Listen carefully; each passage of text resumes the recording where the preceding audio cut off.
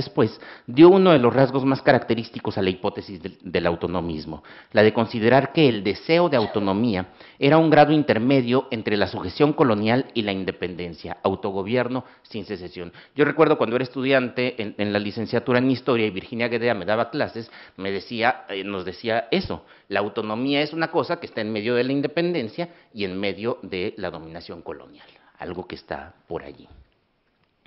En su libro sobre la nobleza mexicana en la época de la independencia, Doris Lara atribuyó el deseo de autonomía a los criollos más encumbrados del virreinato, con lo que parecía reconocer que al menos en otros sectores el objetivo secesionista sí estaría presente. Ladd había colaborado años antes en el libro de John Johnson sobre Simón Bolívar, en el que se diferenciaban las metas del Libertador respecto a las de los autonomistas, un término conocido en la política y la historiografía caribeña que refería a los partidarios cubanos y puertorriqueños del autogobierno dentro de la monarquía española en la segunda mitad del XIX. Para Ladd, los autonomistas no eran los insurgentes, con lo cual se alejaba de la propuesta de Hamill. Los autonomistas serían los individuos que en la crisis de 1808 propusieron una junta de autoridades y que en 1821 apoyarían el Plan de Iguala. El principal caso de estudio de los autonomistas fue la capital virreinal. Después de concluir su tesis doctoral sobre el Ayuntamiento de la Ciudad de México, Timothy Anna publicó La caída del gobierno español en la Ciudad de México. A través del estudio del personal político que ocupó cargos municipales o aspiró a hacerlo en el periodo entre 1808 y 1821, mostró que hubo una notable continuidad tanto en los individuos como en los objetivos que persiguieron. Por supuesto, la independencia, entendida como la formación de un Estado soberano, no formaba parte de esos objetivos. Tal como habían escrito Hamill y Ladd, el objetivo parecía limitarse a obtener mayores facultades de autogobierno. Anna, además, vinculó los acontecimientos, este autonomismo, con la Constitución Española de 1812. Si bien es verdad que desde 1955 Nettie Benson había observado la impronta de la Constitución de Cádiz en la génesis de instituciones mexicanas como el federalismo, fue Anna el que mostró cómo la breve experiencia constitucional del 12 al 14 y del 20 al 21 abrió una posibilidad de autogobierno que no estaba presente en 1808, los procesos electorales y la selección de representantes para diferentes instancias dentro de la monarquía. Asimismo, señaló que fue la constante negativa de los diputados liberales españoles a otorgar la igualdad demandada por los autonomistas, lo que los hizo transitar a la independencia en 1821.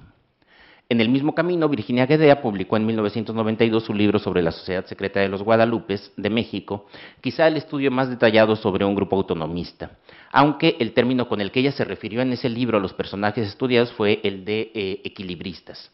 De nuevo, este término nos remite a la definición de autonomía como una posición intermedia entre la independencia y la sujeción colonial, pues uno de los principales temas del libro en cuestión es precisamente el de la relación de estos sujetos con los principales grupos insurgentes. Para Guedea, la crisis del 8 había permitido a los grupos políticos de las principales ciudades del virreinato buscar la realización de una añeja demanda, lograr una mayor participación en la toma de decisiones de la que consideraban su patria, Nueva España. De nuevo, esta idea de que Nueva España como una entidad ya protonacional, pues allí está. Este sería el sentido del proyecto de reunir una junta de autoridades del reino que en el nombre del monarca gobernara mientras estuviera ausente. El golpe de Estado de 1808 habría impedido el cumplimiento de este objetivo y no fue sino hasta la convocatoria de vocales americanos para la Junta Central y luego para diputados a Cortes cuando los autonomistas encontraron opciones para actuar dentro del sistema. No obstante, la discrecionalidad con que fue aplicado el orden constitucional en Nueva España impulsaría a los autonomistas a considerar la alternativa del gobierno insurgente. Cercano a los trabajos de Virginia Guedea, con quien colaboró en numerosas ocasiones, Jaime Rodríguez recuperó el estudio de los autonomistas en el periodo posterior a los Guadalupes. De hecho, uno de los primeros trabajos de Jaime Rodríguez sobre este tema abordaba a los autonomistas precisamente en los años de 1820 hasta 1824. Tiene una diferencia con los autores anteriores, incluso con Anna o con Guedea, que ya ponderaban la Constitución de Cádiz. Para Rodríguez, la Constitución de Cádiz fue la muestra más lograda para satisfacer los intereses de los autonomistas americanos, que además no tuvo parangón con lo que otras potencias europeas hicieron en sus dominios ultramarinos. Así las cosas, la verdadera revolución no sería la de los insurgentes, sino la de los autonomistas de las ciudades y villas de la América española. Como ha notado José María Portillo Valdés en trabajos citados anteriormente, el proceso autonomista se explica incluso en esta obra perdón, en los trabajos citados anteriormente, incluido el de Rodríguez, el proceso autonomista se explica en términos estrictamente americanos, con la salvedad obligada, dice Portillo, de la referencia a las Cortes, algo que, según he argumentado, se debe a la persistencia de la suposición de que antes de la independencia había, si no naciones, sí entidades protonacionales. El empleo constante del gentilicio novohispanos, esto es muy frecuente en los trabajos de Virginia Guedea, tiene un artículo que se titula así, "Cómo los novohispanos dejaron de serlo", da cuenta de ello. Más adelante volveré sobre la aportación de Portillo Valdés. Regreso un poco con Rodríguez, porque sí tiene algunas diferencias importantes respecto a la tesis autonomista de Guedea y de Ana. Rodríguez recupera la posición de Mier respecto a que los reinos americanos no eran colonia española, sino que eran reinos independientes unos de otros y solo tenían en común la sujeción al monarca. Por supuesto, las reformas borbónicas habían modificado en alguna medida este idílico panorama, pero esto ocasionaría que en todo caso los objetivos de los autonomistas no fueran en un sentido estricto revolucionarios ni rupturistas, sino únicamente buscar mayores facultades de autogobierno. Esto se debía a que, según Rodríguez, las instituciones españolas en América satisfacían las necesidades locales en forma adecuada, lo que condujo a un acuerdo general en Nueva España que hacía que el gobierno real, a nivel local como imperial, sirviera al interés público. Si la historiografía nacionalista había insistido tanto en que la explotación colonial había sido causa de descontento y por lo mismo de deseo de independencia, las investigaciones que Rodríguez había realizado apuntaban en un sentido diferente. Cito: "En el siglo XVIII en México puede describirse como una sociedad rica y capitalista, cuya economía se caracterizaba por la propiedad privada de los medios de producción, por empresarios interesados en las utilidades, una fuerza de trabajo libre y asalariada, y por el intercambio de capital, mano de obra, bienes y servicios en un mercado libre. Aunque existían algunas limitaciones en la movilidad de estos factores económicos, mis investigaciones recientes indican que estas restricciones no constituían mayores obstáculos que aquellos existentes en el siglo XVIII en Inglaterra o los Estados Unidos". Así las cosas, allí termina la cita, no había motivos para modificar esa situación, no había descontento en Nueva España. Los autonomistas solo buscarían algunas ventajas adicionales mediante la obtención de mayores facultades de gobierno.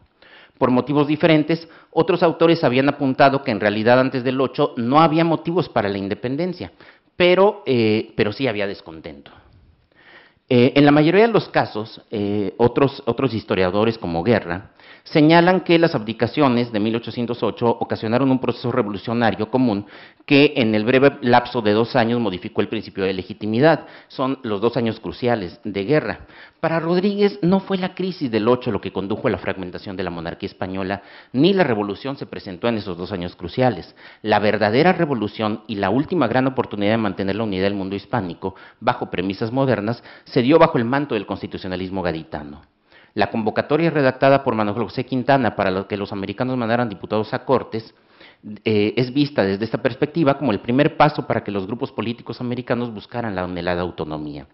Por supuesto, otros autores ya habían apuntado la importancia de la obra de las Cortes, y tampoco era novedoso considerar que, pese a esta oferta de participación política, algunos obstáculos impidieron que fuera plena. Joaquín Varela, Marie-Laure Remillán ya habían abordado estos temas.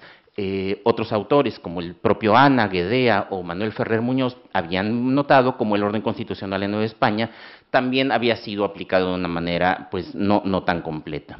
Rodríguez se aleja de estos puntos de vista. Respecto a la inequidad en la representación política para la integración de las Cortes Constituyentes, ha arguido en un libro que acaba de publicarse que en realidad no había diferencia alguna, esto cita, no había diferencia alguna entre el proceso electoral de las ciudades de Nueva España y de la Vieja.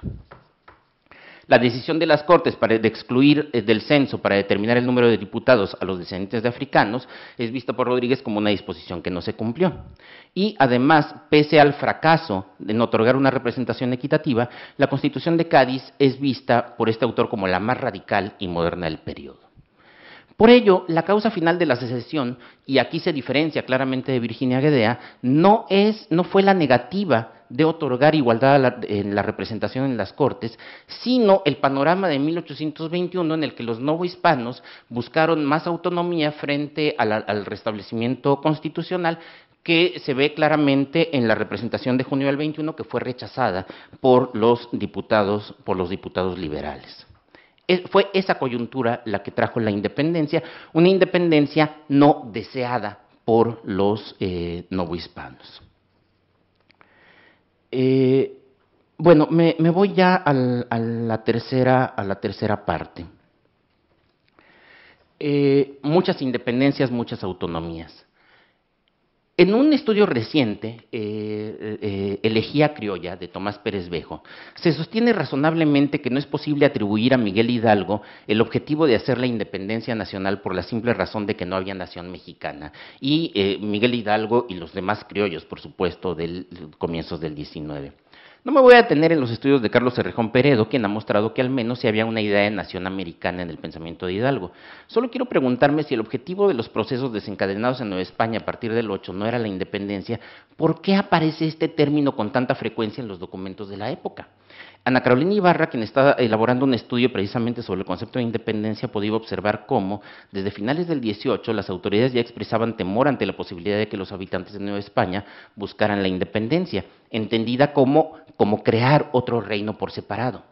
En 1803, tanto el arzobispo Lizana como el canónigo Abadiqueipo advertían sobre la inminencia de una insurrección que condujera a la independencia de nuestros dominios americanos. Y a partir de 1808, el uso de la voz independencia se multiplica. Es impresionante revisar, por ejemplo, la colección de documentos de Juan Hernández y Dávalos, como a partir de ese año, a partir de 1808, hay un boom con esta palabra. Esta palabra aparece por todos lados. Los partidarios del establecimiento de una junta, los autonomistas por antonomasia, propusieron desde 1808 a José de Iturrigaray que no se estableciera autoridad alguna establecida en España, lo que les valió ser acusados de promotores de la independencia. Y estas acusaciones no estarían tan desencaminadas si ponemos atención a la propuesta del fraile Melchor de Talamantes, quien advertía que bajo las circunstancias presentes resultaba legítimo a las colonias separarse de la metrópoli.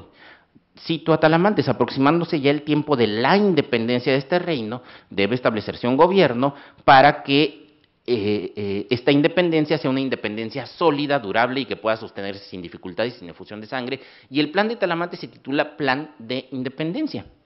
En 1809 una proclama solicitaba a los americanos proclamar la independencia ante la evidencia de que la España toda, por fatal desgracia, se hallaba en manos de Napoleón. Según me parece, Miguel Hidalgo estaba pensando en lo mismo, en hacer la independencia del reino, pero no de la monarquía española, sino del gobierno hispano-galo, que era el término que empleaba Francisco Severo Maldonado en El Despertador Americano. Ni José I, ni las juntas, ni las cortes reunidas en la península ibérica eran la antigua metrópoli, de modo que no había ningún inconveniente en preservar la independencia. Esto de preservar o conservar la independencia también está muy frecuente en los documentos, frente a dichas autoridades, conservándole la lealtad al monarca. Ahora bien, esto implicaba, por supuesto, secesión, y no únicamente la obtención de un mayor grado de autogobierno. En el proceso que se siguió a Hidalgo, este declaró que su delito había sido haber tratado de poner independencia a este reino y separar estos dominios. No importaba que la independencia no se hiciera respecto a la antigua España, la católica, la borbónica. De cualquier manera se aprovechaba para recriminar a la metrópoli la exacción y saqueo de metales preciosos, así como el establecimiento de leyes que beneficiaban únicamente a la parte europea de ella. Creo que tiene razón Pérez Bejo cuando afirma que no había naciones que reaccionaran contra agravios, pero sí había agravios. En realidad me parece que el miedo de la historiografía actual al término independencia se debe a que de inmediato la asociamos con el adjetivo nacional. Por supuesto, en los años siguientes a la insurrección de Miguel Hidalgo, esta palabra independencia fue cambiando y eventualmente en 1821 se relaciona ya de un modo claro con el surgimiento de un Estado soberano. Pero esa no fue la única independencia. En un congreso en Morelia en 2008, John Tutino proponía que la de México fuera llamada Guerra de Independencias, pues numerosos sectores sociales, desde las